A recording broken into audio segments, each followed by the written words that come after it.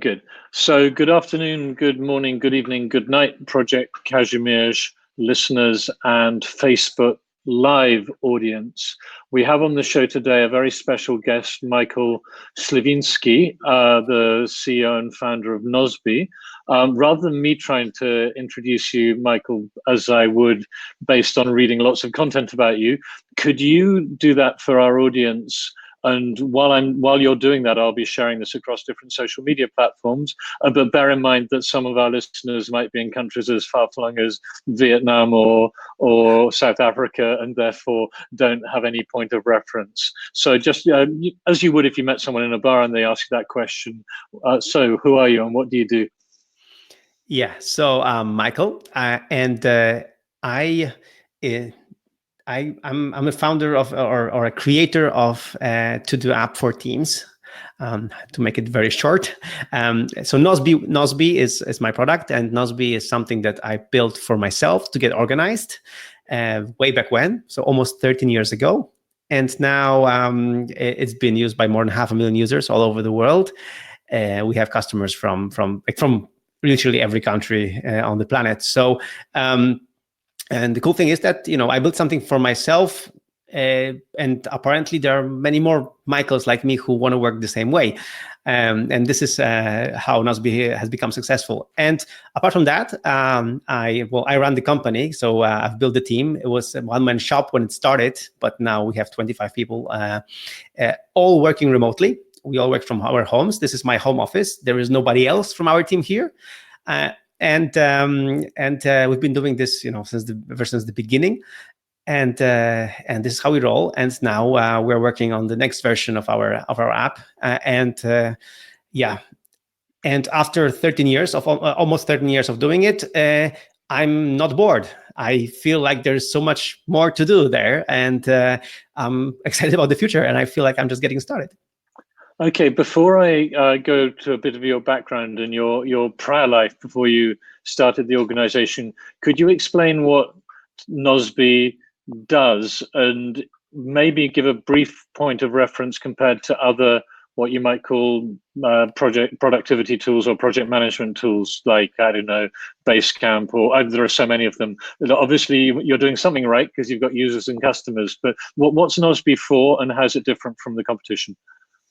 So in this space, it's all about not about the feature set, not about the way it looks, but the way it works. And the way Nozbe works, it's inspired by several productivity principles. It started with getting things done by David Allen, and then some other productivity principles. And it's like my way of implementing it. And it's very much focused on what to do next, what to focus next. And as you know, right now with so many things coming up to us, focus is something we really need. So Nozbe is an app that helps you focus on stuff and helps you divide your work into projects and tasks, and most of all, communicate through tasks. So every task can have comments, and these comments are very robust. So you can comment with everything, with files, with with attachments from different products, like Evernote, like Google Docs, like everything. And this way you can really communicate better with the team, or you can communicate better with yourself to make sure that what you want to do, like, you can get it done. So Nozbe is really trying to simplify your life to a very simple to-do list, even though your life is much more complicated than that. And I think this has been the success of Nozbe, that by simplifying your life into a to-do list, it just helps you focus and really get the stuff done that needs to be done. Okay, so thank you for that. And one of the reasons I reached out for you, I was sort of broadly aware of Nozbe. And by the way, for anyone watching on Facebook Live, I see we've got a couple of people watching already. If they've got questions for me, or particularly for Michael, please just post it in the Facebook comments stream, and I'll try to, unless your questions are really hard to deal with, I'll certainly pass them on. But I heard you being interviewed on Marek Jankowski's podcast. I'm not quite sure how long ago it was, but I listened to the podcast quite recently, and I was struck by the idea you were moving from a task manager to a communicator, and it was striking me there's this old truism in an organization that a thing isn't done until you've communicated that it's done. And I've heard that from multiple sources.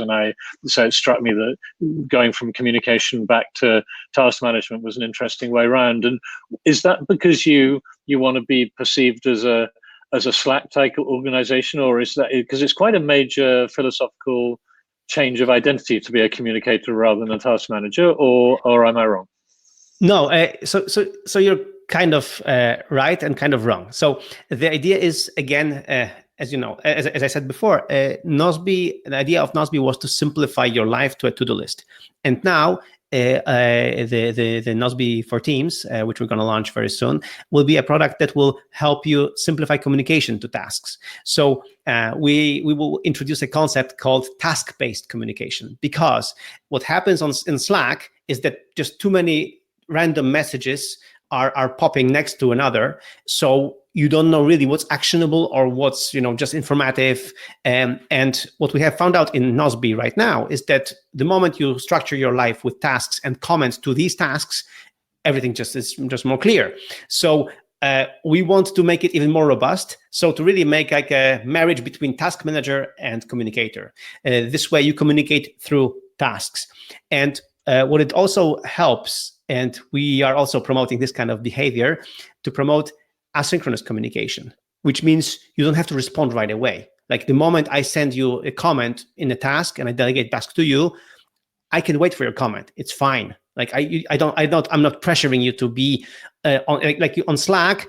If you turn off Slack for an hour or 2 hours in a just a random small company, you feel left out. You feel fear of missing out, and we don't want that. So we want to take the best from organization and take the best from communication and marry these two concepts together. So that's the idea. Yes, I'm sure you know Piotr Nabielec, who runs the productivity.pl productivity training service for Polish language, and he speaks excellent English. He was on the podcast, and I will be posting links in the show notes to all the things we refer to later. So if people are trying to take notes, our listeners, you don't have to worry about that. In the Marek Jankowski podcast, which is in Polish, you talk about the importance of separating out, giving people time to think and to work and not just be disturbed. And Piotr Nabielec talks about, number one productivity tip is just switch off notifications. That notifications are such a distraction. And then the best management podcast I'm aware of, Manager Tools, talk about, if you've got your laptop open in a meeting and you get a notification, it's designed to disturb you. And, people, even if you're trying to pay attention, you'll focus on it.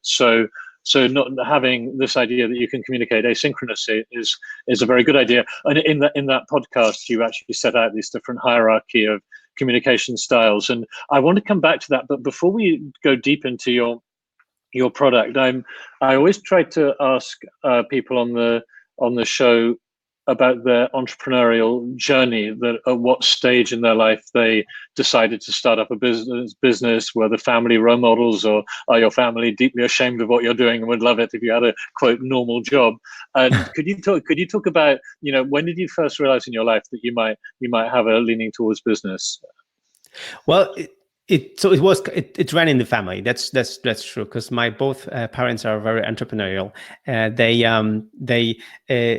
They are not doing, like, what they are doing right now has nothing to do with what they studied, because they've been just trying many things, and they've been trying and doing different businesses. And so that was one thing. So I wasn't worried about that, about the perception, about getting a good job. So that was not a problem. My second thing was that, because I was so in love with the concept of computers and laptops in early 2000s, I was thinking, if I have this laptop and I can work from anywhere, why do I have to commute to an office? Why do I have to go live in this place or the other place where my job is? I can actually work from anywhere. So this was another concept that was, that through the internet, like, we can work from anywhere. And that was something that really inspired me and guided me later. And one of the early, my early role models was Simon Grabowski, the founder of GetResponse, because when I know him personally, and I knew him personally when he started GetResponse, and when I saw how he did it, that he was one of the key players in email marketing from Gdynia, and he was one of the key players in the US.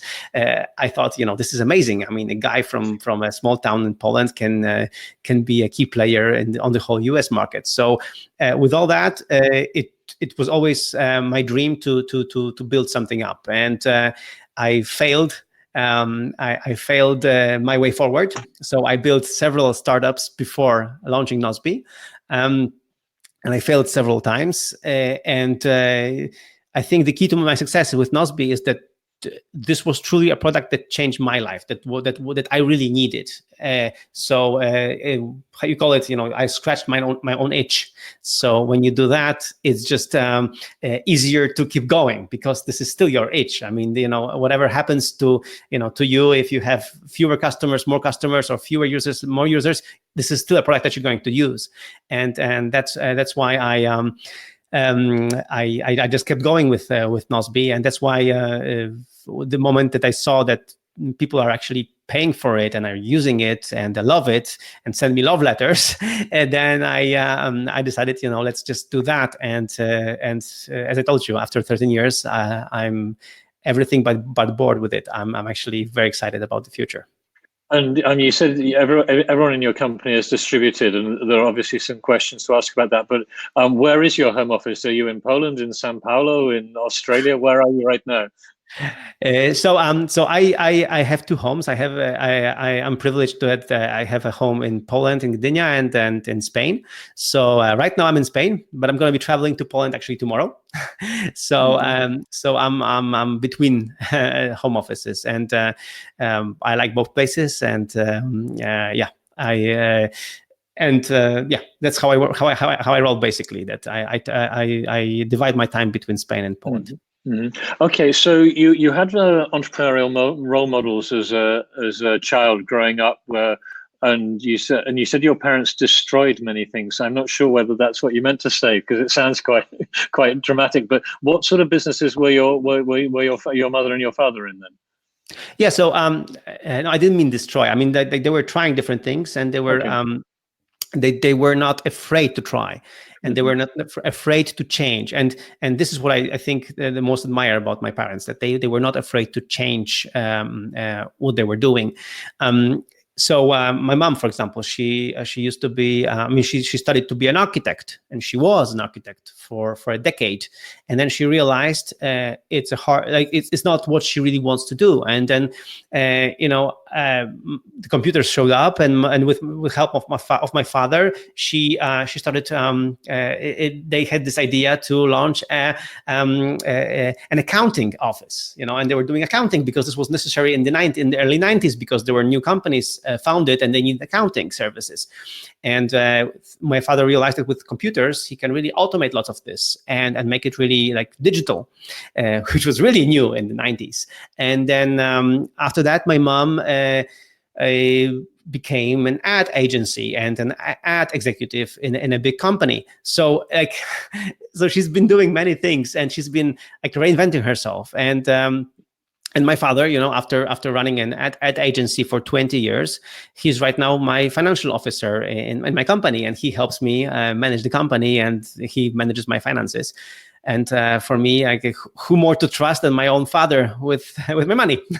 So I have him right now on board. Okay, so you were growing up with those different. You could see your parents trying different things. Obviously, that is not really important. What people say, you have to, and what they say is important, but what people do gives a much more powerful message in parenting, in life, in Exactly. work, in private life. So that's kind of obvious. When did you? But you were growing up with this, and was it just kind of obvious that it was going to be better to have your own team and lead something yourself rather than work for someone else? Did you ever consider it? Because there is, sometimes in society at large, even in Poland in the 1990s, I moved to Poland in 91, so I remember the conditions of business then, and it was pretty, like these days Polish business seems sort of pretty similar to other countries. Everyone has Yeah. regular offices and uses the same technology. But back then it was, were you ever tempted to think I might go and work for someone else? Or was it just completely obvious right from as early as you can remember that you're going to have your own businesses? Yeah, I did some internships when I was in college, but no, I always thought I'm going to run my own thing, and I always wanted to. It was my dream, and I just didn't care what other people thought. And I've had this because I was studying abroad as well. So people were saying, Michael, you speak languages. You've been studying abroad. I'm sure you can get a very good job. High profile job and all that stuff. And because for me, I cared more about the freedom of doing what I want and trying trying and failing. I wasn't attracted by the money. So I was, I thought, I'm going to do it on my own. And as I told you, I failed several times and maybe had some moments of regrets, like very short moments of regrets. But in the end, I just stuck with it, and in the end, it worked. So yeah, I just wanted to run things my way, and I think it's, again, my parents are to blame for that.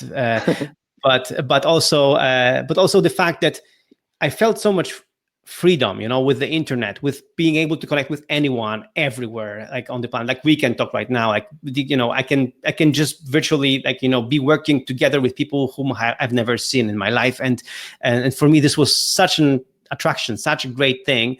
I mean, I just hired 2 new developers in our team, and I just had a video conference with them, with each of them individually this week and last week. But I still haven't seen them in real life, and we're gonna see each other only in November when we have our reunion. So it's crazy, but it's doable, and you can work like this. And for me, this kind of freedom, setting my own pace, that was never an option. Yes, and one comment I'd make that I'm sure many people listening to particularly the sort of people who listen to this podcast, are aware of the fact that this is possible. It's one thing for it to be possible, it's another thing for people to actually do it. And one of the most important pieces of advice you'll get from entrepreneurs from everywhere is you actually have to go out there and do things, and you are actually doing it. So kudos to you for that. And I was looking at your LinkedIn profile. You mentioned you were living abroad, and I see Holland and Spain. You read economics, or you studied economics at the University of Gdansk from '88, and so I'm just figuring out your age. You must have been born in about 1980. Is that about right? Or born in 79 exactly? 79. Okay, so you 40. Yeah, so you're a young man. You're a young man.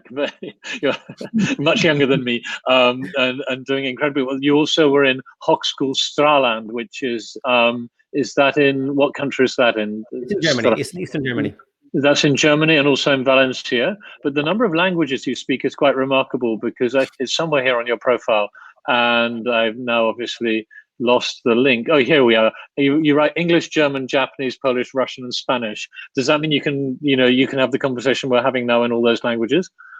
No, not in all of them. So with in English, German, and Spanish, no problem.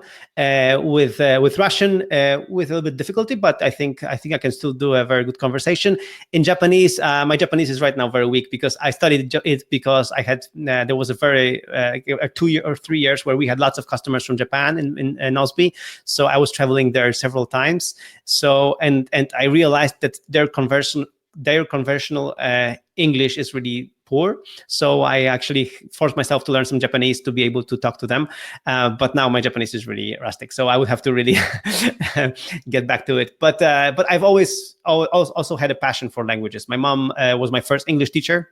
She started teaching me English when I was 6, and she told me that it's important to learn languages, Michael. And I took it to heart, and and then when I went to study in Germany, I learned German before that, but then when you are there, like, you're forced to learn very quickly. And the same with Spain. When you go to Spain, your Spanish improves very quickly, because people here don't speak any other language much. Yes, I mean, I grew up in the United Kingdom, and the English or the British is perhaps less bad than it used to be, but we're, as a nation, quite famous for being bad at languages. And the fact that I speak Polish and German is reckoned to make me quite multilingual by the standards of my Exactly. generation. But I often, people ask us why we do the startup community events I'm responsible for in Krakow, like Krakow Enterprise Mondays and the Open Coffee Meeting in English, and I say that the famous Bundeskanzler Willy Brandt from what was then West Germany said, if I want to sell to me, if I want to sell to you, I speak your language, and if you want to sell to me, then müssen Sie Deutsch sprechen. And it's nice to have. I will use you as an example for the future. That not everyone who does business with the Japanese can claim that they learn Japanese for that reason. But that's very very good. And if you think about there are two questions we always ask entrepreneurs at different events. One is the lessons they learned, and the second is the advice. And I would say a student, but I've recently become more and more aware of the fact that there is no age limit these days to going into business. Ray Kroc, who built the McDonald's empire, Yeah. was 52 when he first met the McDonald's brothers, and the last time I checked, McDonald's had a revenue of $25 billion, and it was largely Ray Kroc's drive and determination that built the turn up. So it's not really a younger person starting out. But two questions: what advice would you give someone at the beginning of their entrepreneurial journey, and what are the biggest lessons you've learned so far? Which aren't to say you won't learn new ones in the future, but two quite important questions you've learned from your journey. I mean, I just recently wrote a blog post on my blog on Sliwinski.com, the blog that you're never too old for stuff. And I hate it when people say that, oh, I'm probably too old for that. I'm probably too old for this. And for a fact, it's been proven that, I am literally too old to become an NBA player in basketball. Yes, that's true. I'm 40 and I'm short. There's no way I'm going to play in the NBA. That's true. But one thing that doesn't get old is our brain. Our brain gets developed until we die. So it's never too late to do stuff. And for me, like to start my entrepreneurial journey, I can only say what worked for me. And what worked for me, as I said, is scratching my own itch, like being passionate about a problem of not being organized, a problem of being always late. Like these are my, I was always late. I was always disorganized. This was my business card. So I built Nozbe for that, to cure these things in myself. So if you're passionate about a problem, then you'll find a way to solve it. And very often there will be other people who will like your solution too. So like this is like and as I said, it's never too late. I mean, Michał Szafrański, the famous blogger in Poland, he was he's much older than me, and he started his blog right now. And when he turned 40, he started blogging on, and then right now he's one of the most famous blogger in Poland. So it's really never too late. And the cool thing is that I am doing triathlons. I'm like a very, very amateur triathlete. And my triathlon buddy, Nick, he's also British, like yourself. Nick is 23 years older than me. And I always tell him, Nick, I want to be like you when I grow up, because still I cannot beat him. Like every triathlon we do together, he beats me. So again, like it's really never too late. And when you scratch your own itch, when you are passionate about a problem, you will find a solution, and the solution might really find a market. And what I also found out is that because why I'm saying this, scratching itch problem and whatever, because I tried before different businesses that I thought were lucrative, but I wasn't really passionate about them. And when the problem is that in every business venture, at some point you will be in trouble. So it's only your perseverance that helps you get stuff done. So if you're really passionate about it, if you really want to solve this, if you really want to do this, then any roadblock will be just a roadblock, but will not mean end of life. And in my case, I remember that in my earlier businesses, when there was a roadblock, I was already thinking of quitting, because it wasn't such a big deal for me, like such a passionate thing for me. And with Nozbe, it's the other way around. With Nozbe, I see roadblocks and I'm like, okay, another one, we're gonna crack it. Okay, so I would post a link to the Parkrun Polska talk at TEDx Kazimierz, as many of my listeners. I'm not sure if you're aware. I'm a TEDx organizer, and Yeah. we had I don't one of the founders of Parkrun Polska, I think Jakub Fedorowicz is from Gdansk. And Parkrun has a very simple idea. It's 5 kilometers for free forever. So it's not as demanding as the sorry, I'm just getting a little echo here, which is slowing me down. Parkrun isn't as demanding as the triathlon, but it was when I was coming up to 50 years old that which was around 3 years ago.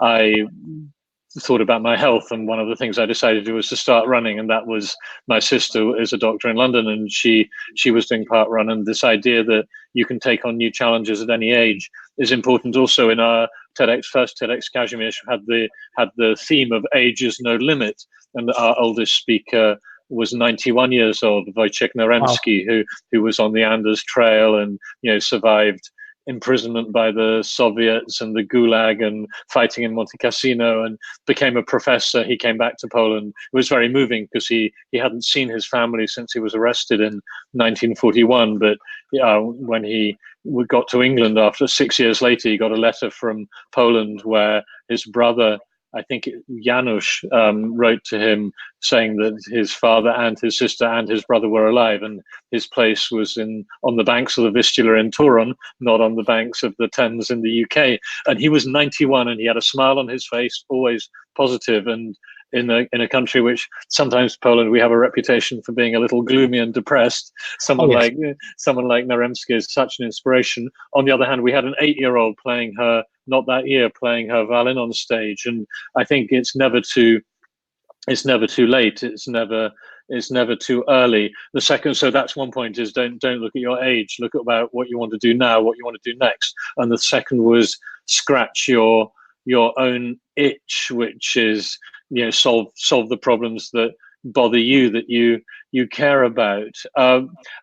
If you think about more negative things, so there are a lot of different styles of doing business, and you don't have to look even within Poland or even global example. There are some businesses which may be quite successful in some people's eyes that you don't warm to, or you don't like the way they do things. And obviously you may not want to name names. This is going online forever, but are there types of businesses where you think, well, that may be what they want to do, but that's not my way of doing business? So like you disapprove or you dislike the style or the culture?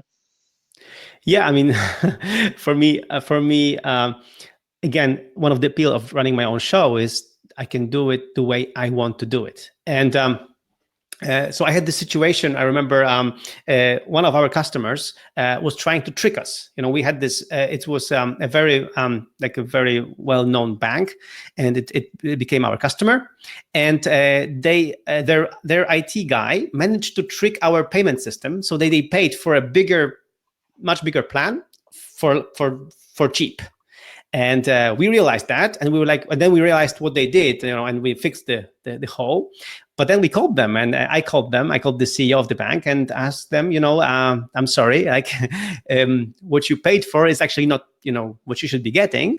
So I'm sorry, but we'll grant you one additional month, but after that you have to pay like the usual price.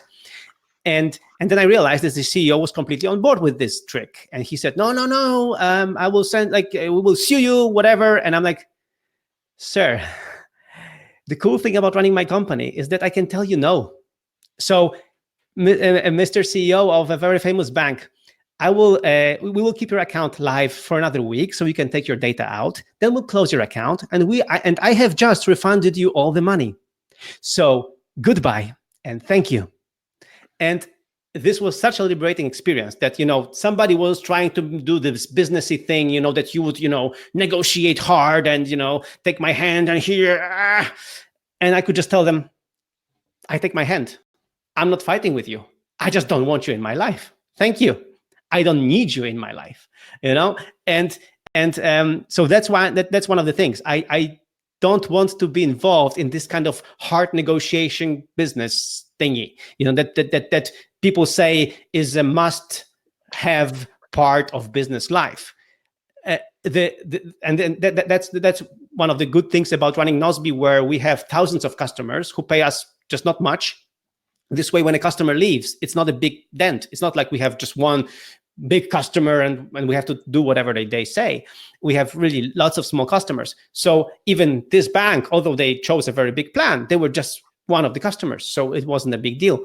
But most importantly for me was, I don't want to get involved in these kind of things, right? So I was really happy that I could tell them in their face. Now I was on the phone, but whatever. Tell them, I'm sorry, man. I'm not doing this. So bye. So, and if you want to sue me, go sue me. But I'm wondering what you're going to sue me for, because I just refunded you all the money. So yeah. And so it was really really easy. And then that's one thing. And second thing is, you choose the ethics that you stick with. You know that life is not black and white, but you choose your grayscale, right? And for example, I remember I was hiring a marketing executive for our company, and one of candidates, very strong candidate, was a person who before that was working in the tobacco industry.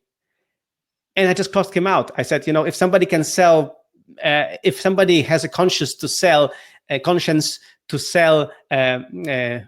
cigarettes, I don't want them on the team. I don't want I'm not selling cigarettes. I'm selling an application that helps people get stuff done. I'm selling an application that helps people be better. So I don't want a person who is capable of selling things that make you worse. So maybe I'm just too judgmental in this sense, but this is, again, the freedom of running my company the way I want.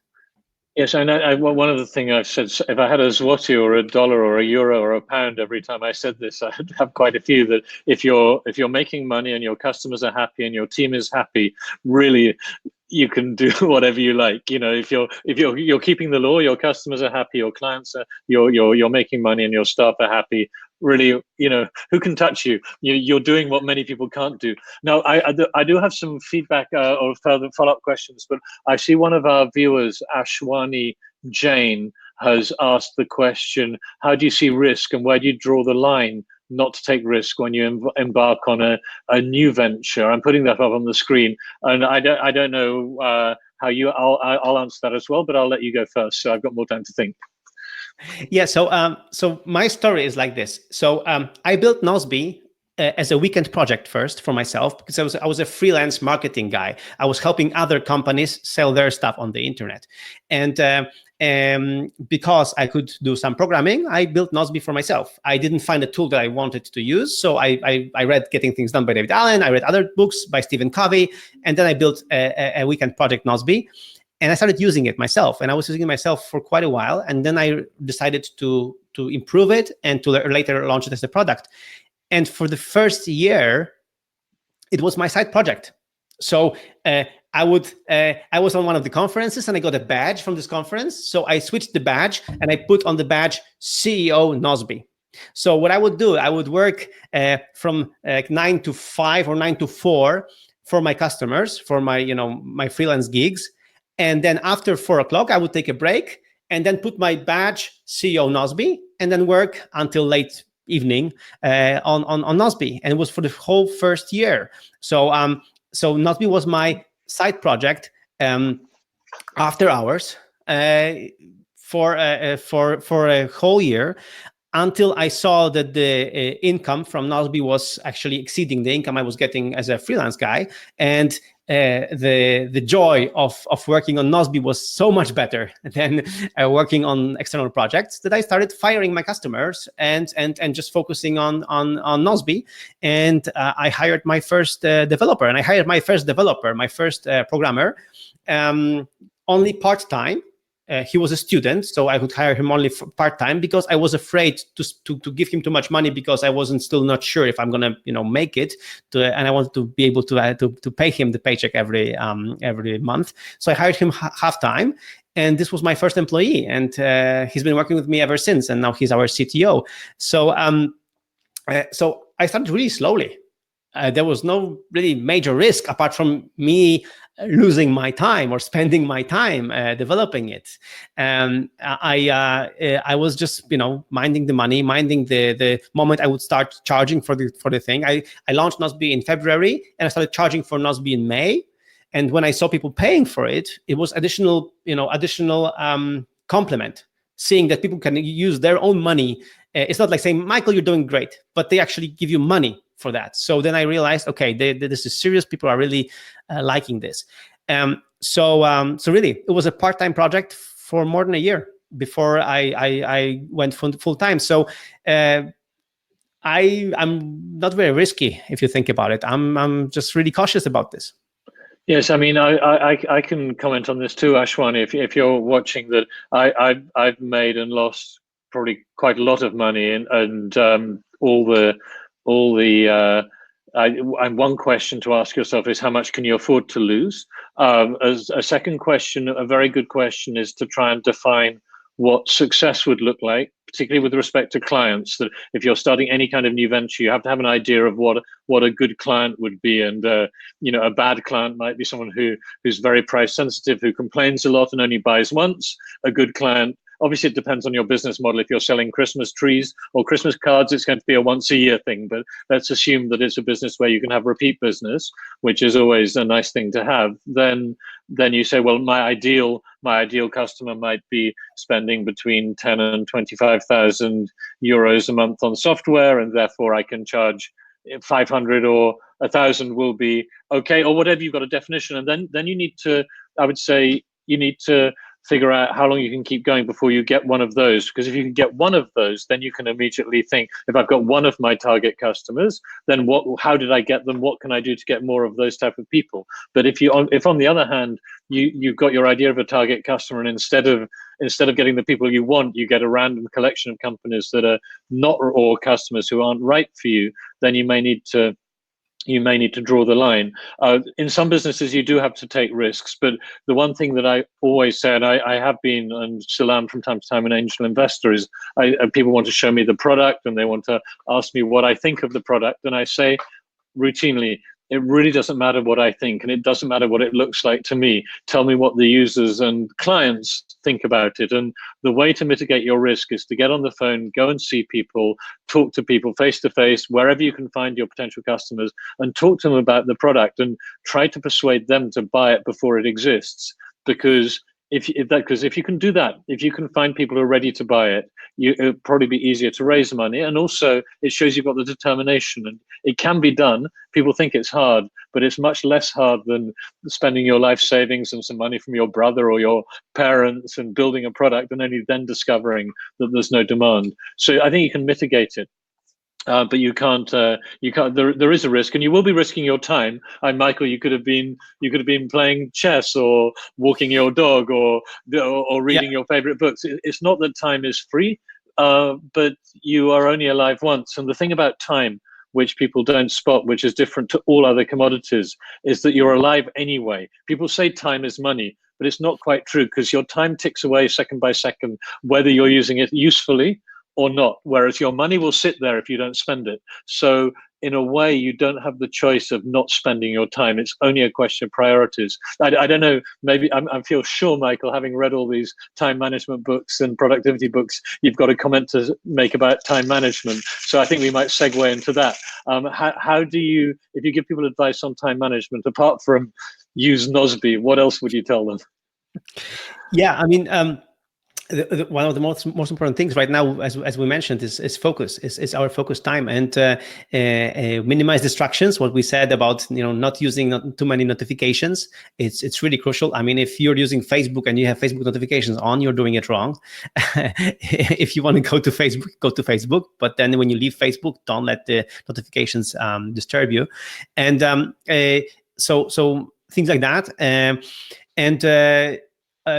For me right now, it's pre-deciding. So pre-deciding on how your week is going to be, doing a review so that you know how the week is going to roll out, because there will be always things that you haven't accounted for. But if you're ready, if you know like what you want to do, what you want to achieve, what your goals are, it's just easier. The same what I do, or what you also kind of mentioned, is that when you're starting a business, is to do things that are not actually scalable, that you cannot scale. It's also a useful advice, because, for example, right now, because we're launching a very team-oriented product, I'm talking to lots of team owners, team members, team managers, and I have scheduled time windows on Tuesdays and Thursdays where I talk to our customers, talk to other people, and because I have pre-decided this. People sign up, I talk to them, and I learn as much as I can to make sure that, as you mentioned, that our product will be what they actually want to use. So really, as you said, you have to take care of your time. And to do that, you have to decide how you're going to spend it, what you're going to do. Recently, I wrote this article about emailing like texting, so to answer emails very quickly. And some people might be put off by my way of responding to emails. There is no best regards, no hello, Richard, none of that. It's just a straight message. But thanks to that, emailing right now is so much fun for me, and people are appreciating more that I'm replying quickly than the fact that I'm not replying at all, but I'm just taking my time to reply, right? So David Allen of Getting Things Done fame, he always said that if you have the same thought twice, then you're not really very, very productive, unless it's a nice thought and you want to have it twice. But you should actually have one thought, then act on it, and then you're done. Yes, I certainly. I mean, there's a couple of lessons to draw out. One, I think the most important is prioritization, deciding what's important to you. And the book that it didn't quite save my life, but when my first business, Systemy Kodów Kreskowych, that means barcode systems for the non-Polish listeners, was taking off in the 1990s, and I just wasn't managing, with the process of scaling an organization. The company was doing fine financially, but I was not doing fine as a human being with, managing people, managing clients. And in those days, it was very hard just to do the basics of, bank transfers, clearing customs, getting a phone line. Everything was hard back in those days in Poland. I read this book called The 10 Secrets of Life and Time Management by a guy called Hiram Smith, who was responsible for the Franklin Quest time management training organization, which merged with Stephen Covey's. They became Covey Franklin later, and he talked about how he would train new salespeople arriving for one of the big American brokerages, which I think was in those days called Merrill Lynch. I think it's still around in business, although I'm not sure. He said that in the first morning of training, he'd get people to focus on their life goals, what was really important to them, and some of them would quit within half a day of focusing on the most important things for the 100 or so new salespeople. Because it's a big company, they take on hundreds of salespeople in batches. Some of his friends and contacts saying, well, what on earth are you doing getting your clients salespeople to quit during the training? And he said that's one of the things they want me for, because people are not going to be good at sales if they haven't focused on their long-term priorities. And the secret was have a 5-10 year plan, then you have a year plan, then you have a month plan, and then you do your daily planning, just occasionally glancing over your long-term goals. So if your long-term goal is to speak French, then that will influence what you do on a daily or weekly or monthly basis if it stays on the list. So you have to review your long-term plans in the context your short-term daily, and it came down to a daily prioritized task list, which is it's as simple as having a to-do list and putting it in order. It's not rocket science. It sometimes sounds so simple, but so few people do it. Yeah, one of the key books recently that I really like and I've reread several times already is by Gregory McKeown, Essentialism. On my blog, I've posted several notes and information about this book. It's really, really cool. And this concept of essentialism, to really distill your life into what's really essential and choose fewer things, but really where you make the most impact, has been really, really eye-opening for me. Because the other problem is that at some point, if you have certain kind of success, many new opportunities open up, and then you just start losing focus because you want to be helpful to everyone, and then at some point you just stop doing what brought you to this place in the first place. So essentialism, I really recommend it. Yes, and I think one thing I'd say to my listeners is that you have to know yourself. That think that sometimes people make the mistake of assuming that what works for them will work for other people and vice versa. And if someone wants to be like Michael, then listen to what he says. But if you don't want to have some people like an office life. They like being in an office life, and they want to meet people every day. Their home life maybe really sucks, and they would rather be in the office and stuck with their annoying boyfriend or terrible parents or whatever it is. So just because it works for one person, think it through. You have to think things through for yourself. But focus is something that I am extremely bad at. But on the other hand, I tend to act through other people. So each of my businesses has its own leader, and so I can, apart from the TEDx and the entrepreneurship support stuff, and then the list gets longer of the things I do myself. I'm always slightly overloaded, but I'm very bad at, I don't call it work-life balance. I call it activity-inactivity balance, that I prefer to be active. And for me, I don't know, this isn't for-profit work, but it's work of a kind. It's interesting and I enjoy doing it. And so I would rather do this than sit in an expensive restaurant being bored, for example, just to give a random example. So we covered the prioritization and the focus, and we covered the way in which the fact that you're self-employed enables you to fire your customers. Oh, that's right. I was going to give an example from the most successful business. I don't run it. I'm connected to Argos Multilingual, which is top 50 in the world in translation. And we have headquarters in Boulder. Had a very annoying, quite a big company from America, which was always being very demanding, always constantly asking for discounts and putting things out to tender. And the CEO just said at some stage, we're not going to bid anymore. And they were quite annoyed because they were used to being treated very seriously, because they were a big company and a big famous brand name in fund management. And they kept on emailing, and he told the IT guys to put a spam filter on any emails from that company were regarded as spam, and it just went away. And if you're making money, that's another thing. Although you said money is not that important to you, it's very important to have a strong enough personal business model to mean that you can afford to say no. Because if you can afford to say no, you're not desperate. That means in the long run, you actually end up making more money, because you're not doing projects for people who can't afford to pay you. At least that's my experience. But you've got a freemium model, right? You don't have to spend money to use Nozbe. Exactly. Is that correct? Yeah, we have. So when you start Nozbe, it's a free trial, but then later you can convert your account to a free account, or you can choose the paying account. And the free account, you already have 5 projects, which is quite a lot, and unlimited tasks. So you can really I know people who've been using Nozbe for years before they decided to actually upgrade. So yeah, that's a freemium model, but there are enough people who do upgrade that makes this business sustainable. So that's that. Yeah, I like what you said about this example of how you fired also your customers, or how this CEO fired their customer. But it's also on a personal level. What I want to say is that the moment you, as you said, you have enough, let's say, money, success, it's great not to care as much as what people think. Just do your thing that you believe is true, because very often we tend to bend to other people's expectations and to other people's agendas. And recently I got a very nice email from somebody who read on my blog, because on my blog I shared my on my personal blog, I share lots of things that I just random thoughts. I share them for myself. I share them for me in the future, but also for anyone who's who wants it. And what I've been recently sharing some thoughts about my faith, and I got an email saying that applauding me for being forthcoming that I am a Catholic, right? And I was started to think about it.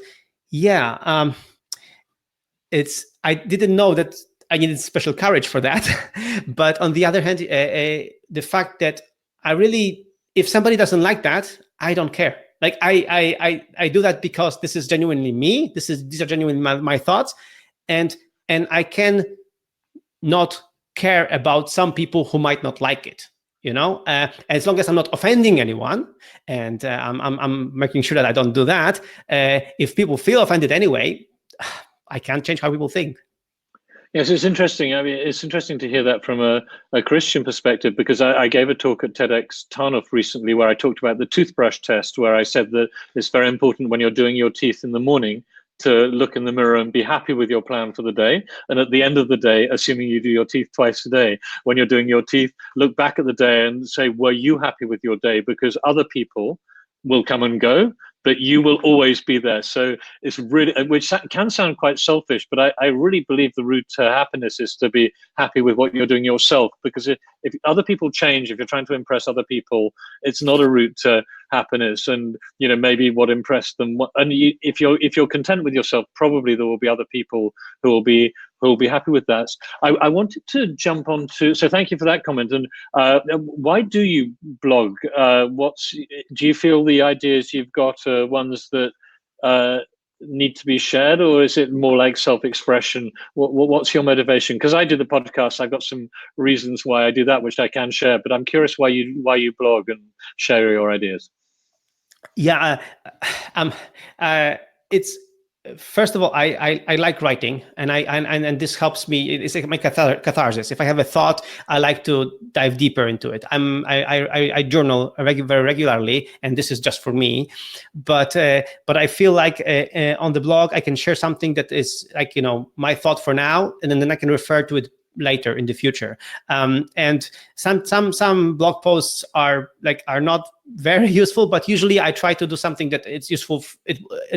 I'm assuming it would be useful for me as well. So on my blog, I choose things that I can share. That are not just too personal, but sometimes I get pretty personal. But it's still, I think it's more or less for me for the future. And also for me to refer to. If somebody asks me about something, Michael, why do you use the iPad? I can refer them to a blog post where I can just explain, or Michael, how do you journal? Here's a blog post, how I do it.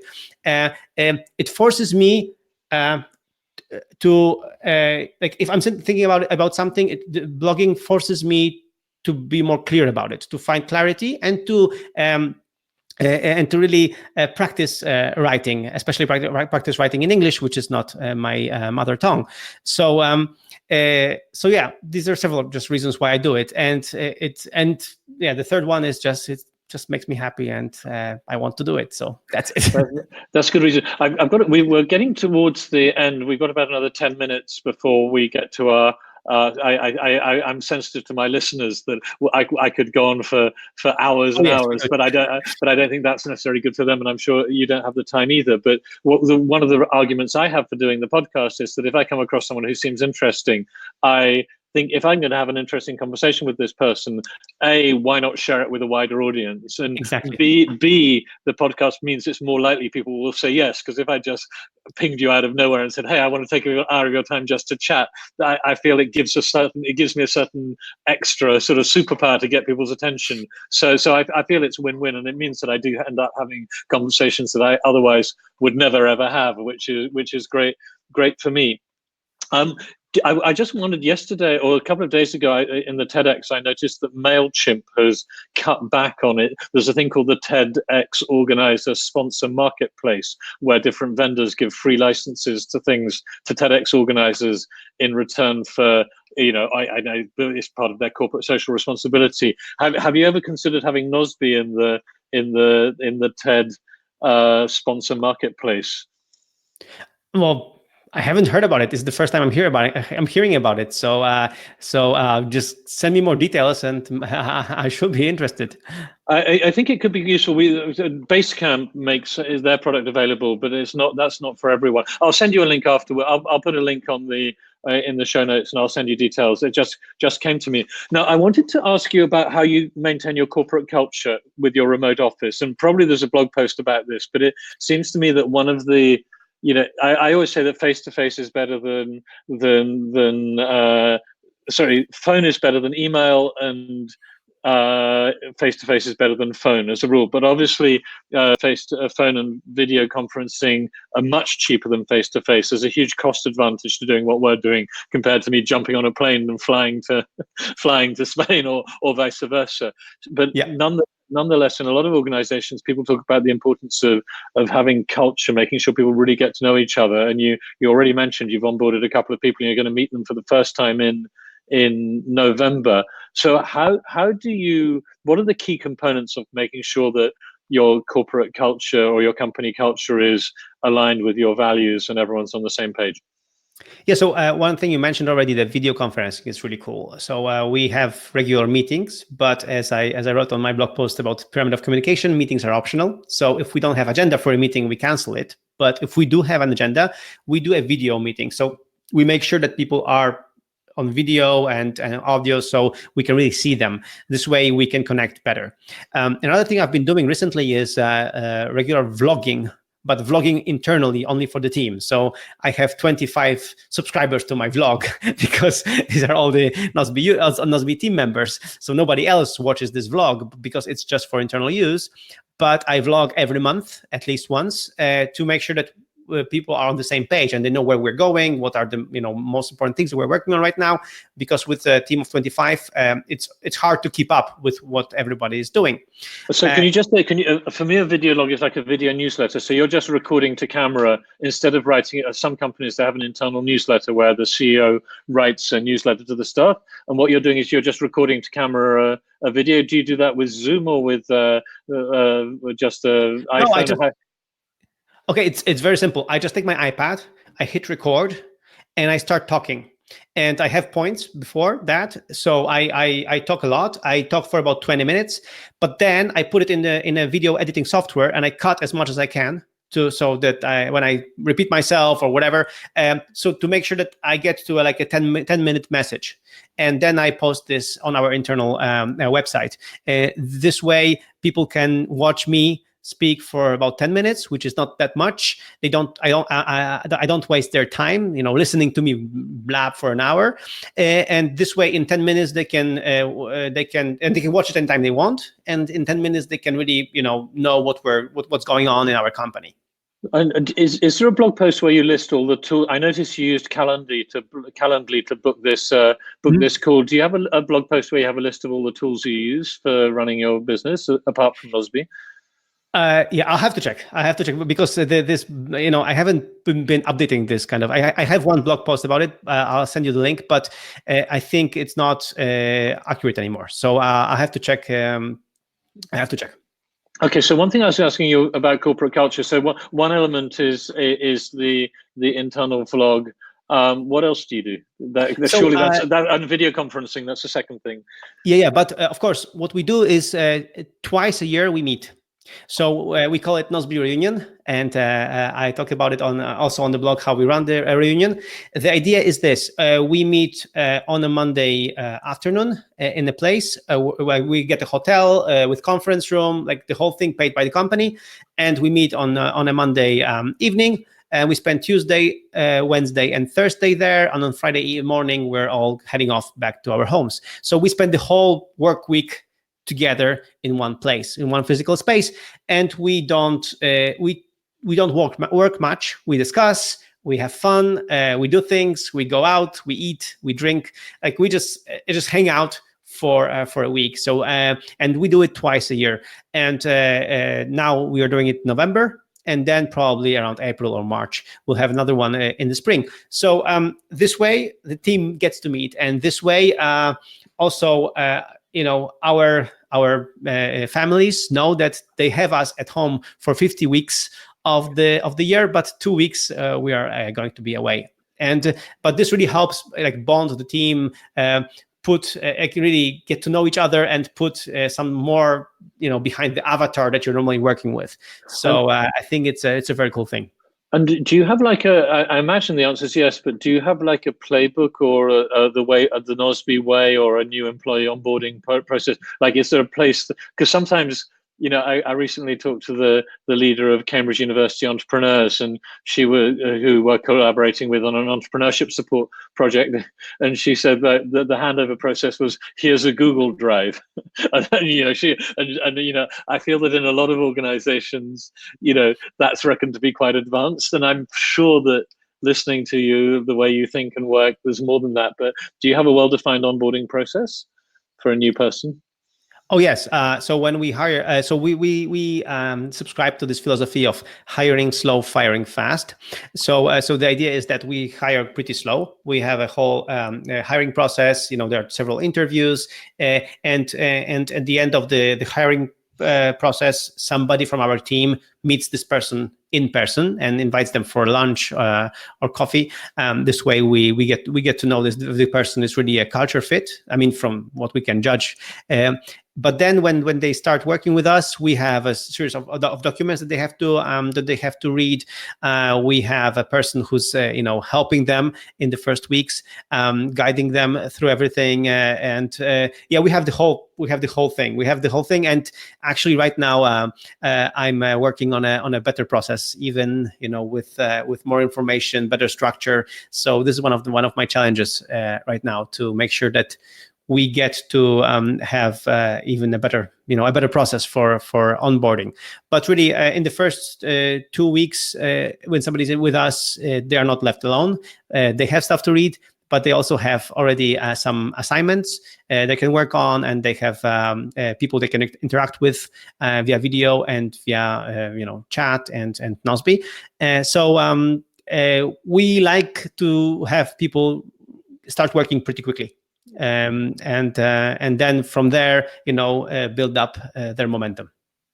Okay, so I because I haven't read your blog, I imagine that quite a lot of the issues of the way you organize your work is reference to stuff you do at Nozbe. That if you read enough of your content, you'd probably have a pretty good idea of the Nozbe ways of doing things. But I think that as if you're short of ideas to blog about different things, like how you run a meeting or how you schedule different things, these are all very interesting topics for entrepreneurs, and anyone who's successful is worth looking at, whether or not someone copies you or not. So just a couple more questions before we wrap up. And one is, like, if you're launching a new product now, and obviously that shows there's still, you said right at the beginning of this conversation that you're enjoying yourself, and so things are obviously quite good. If things carry on going the way you want them to go, can you envisage like where you will be in 5 or 10 or 15 or 20 years from now? Is there a destination where when you get there you're going to make a change, or could we meet in 30 years time when I'm in my 80s and you're still running a bigger scale version of Nozbe, or is it impossible to say? Well, it's hard to say, but for now, I don't see myself doing anything else. The way I'm doing it is different, and it changes. Like as I mentioned, I'm doing more sports right now, and I'm doing it also during the work day. So this way I can have some sport and then come back to work and be more refreshed and better. Also, I've started doing sabbaticals. So like last year, I had a whole month sabbatical, actually 6 weeks, where I wasn't checking on Nozbe company at all. So I completely unplugged myself. So I guess in future years, I'm going to be doing more of that to make sure that the company works so well that my input, lack of my input for a month is not a big deal. But I'm still necessary, but I'm not that necessary. So I'm sure that, but I think I'm going to be still running this. Because the problem is I still see how many things we can do better and how many things we can improve. I cannot stop seeing that. So, and we only have that big of a team, and we only have that many hours in a day. So I'm still pretty excited about the future, and I'm sure I'll be. It's hard to say for how many years now, but I don't have any exit strategy for now. I want to keep doing what I'm doing. I keep having fun with that, and I keep being excited. So it keeps making me happy. So. Yeah, I mean, this is so important that because maybe Slack could turn up one day and put dangle a large amount of money in front of you. But if you are enjoying doing Nozbe and you've got enough money, having loads of money and no Nozbe is not necessarily a route to being happier than you are now, right? It's just exactly. Yeah, I've had acquisition offers before in the past, and they are tempting, and they are nice compliments, that people want to, buy your company. It's nice, but at the end of the day, I think the freedom of running your own show, the freedom of running the way you want it, and I don't have any pressure to be a multi-billionaire, whoever. So this is, no problem. That's why, like, doing what I like, I think it's the most important thing. So so to me, as long as I love what I'm doing and love the way I'm doing it, and with people who I'm doing it with, I'm gonna keep doing it. I don't know whether you share this information. Can you give a sense of the scale of the company in terms of numbers? Are you in the tens of millions of euros of revenue, or between? I guess it's between 1 and 10, just like guessing based on what you've told Yeah, it's me. between 1 and 10, yes. And what sort of percentage profitability are you making? Is it because SaaS companies tend to have quite high profitability? Are you above 20%? Yeah, sure. Okay, so this is why SaaS businesses. There's a friend of mine who's got a SaaS analytics company who I want to introduce you to. He's spun off from Base or rather, he left Base when they were acquired by Zendesk, and but I don't think that's of interest to our general listeners. Okay, finally, I really appreciate your time. I think a few questions have come up as a result of this, which I'll follow up by email. But is there anything that I haven't asked you at all that you think you would like to share with an audience, remembering that most of the people listening are into innovation and entrepreneurship? I think we could carry on for another hour, but that's not my intention. But is there one or two other things that you think it's important that you'd like to share with the audience? Yeah, let's balance our conversation a little bit so that it doesn't, sound, or you just, unicorny, snowflakey, and so like a fairy tale.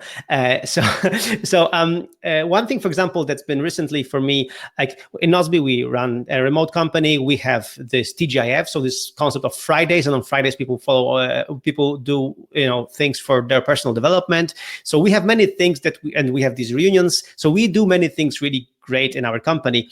But still, people, we have still, as every company, we have people who are leaving the company because they want to, and some people want to join the company. So recently, I've come to terms with this, that again, seeing this, that there will be people who will be leaving my company, even though it's the best place to work.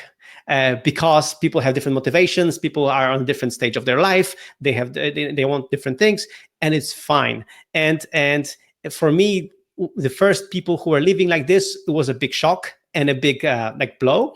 But then I realized this is how life works. Like people, gonna leave you. It's fine. But then new people will join with twice the motivation and twice the force. So I've come to terms with this fact that also running a company is like it's a constant process, it's been quite a lesson to come to terms with that, and to realize that people will leave, but on the other hand, new people will come, and and in the end, you have to make sure that you're happy with both outcomes, and then that you can also part ways with people on a friendly manner, and it's fine. It's just the way it works. But that's something I wasn't a few years back. I wasn't ready for, and now I understand how it works, and I'm actually happy with that. Mm-hmm, mm-hmm. Okay, I think that I got this badly wrong in the early days of my business career in the 1990s. That I've come to learn how important it is. You need to aim to manage people so well they don't want to leave, and you have to recognize that there can always be reasons that there should be things that are more important to you than your business. In fact, there's a lovely talk by Mark Hostman, who runs Manager Tools, who asked they do management conferences, and he asked a big audience of middle managers how many of the people in the audience, by show of hands, had people who reported to them. So of course they all stuck their hands up. Then he said, so how many of the people who report to you have children? Keep your hand up. And then he asked, how many of you know the names of the children of the people who report to you? And of course there was a bit of unease in the room. And then he said, quite a tough thing. He said, if you don't know the names of I said this at InfoShare as well. I borrowed this idea for InfoShare, the keynote I gave there. He said, if you don't know the names of the children of the people who report to you, you shouldn't be a manager. But how dare you expect them to go beyond the call of duty for the company if you don't know the names of the most important people in their lives? And then he said, and if you think your company is more important than their children is to them, you're not only unprofessional, you're delusional. And it was very interesting, just this idea that to manage people well, you do have to get to know what's important to them. And I think I'm not good at that, but I've got better at it than I was. And being open to ideas from the outside is very important. So on that note, I would just like to end by thanking you very much. This will turn into a podcast where the different things and notes will be accumulated in the show notes. If anyone wants to get in touch with you, what should they do? Well, the easiest way to find all about me and all links to my blog and everywhere else is just to go nozbe.com/Michael. And then you have all the links to the places, to my blog, to my social media, to everywhere else. So, if you want to write me a message, Michael@nozbe.com is my email. So feel free to write. I reply to every message. Okay. Well, once again, have a safe. You're in Spain now. Have a safe flight to Poland tomorrow. And if you're ever in Krakow, or we're going to be in the same place, look me up, and we can actually meet face to face. Thank you very much indeed for your time. That would be great. Thank you.